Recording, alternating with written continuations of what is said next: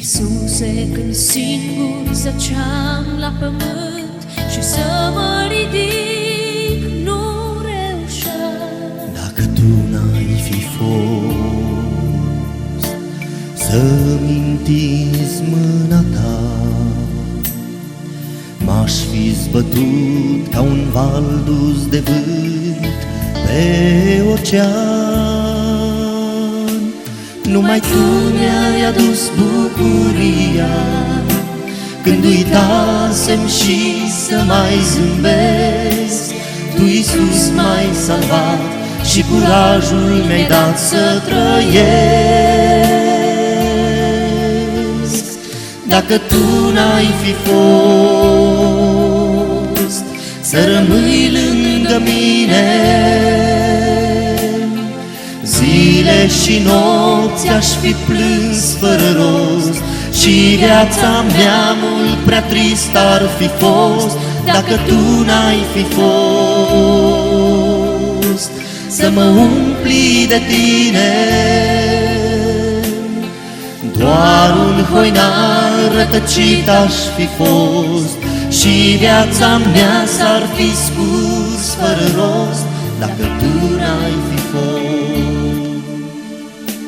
dacă Tu n-ai fi fost, cine m-ar fi primit?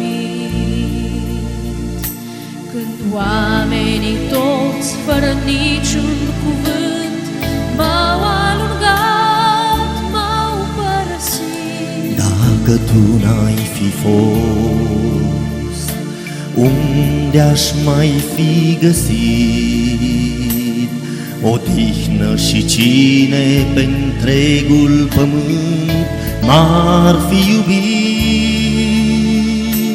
Numai Tu ai făcut să dispară întristarea din sufletul meu și ai adus pacea Ta să mă bucur de ea tot mereu și mereu. Dacă Tu n-ai fi fost să rămâi lângă mine,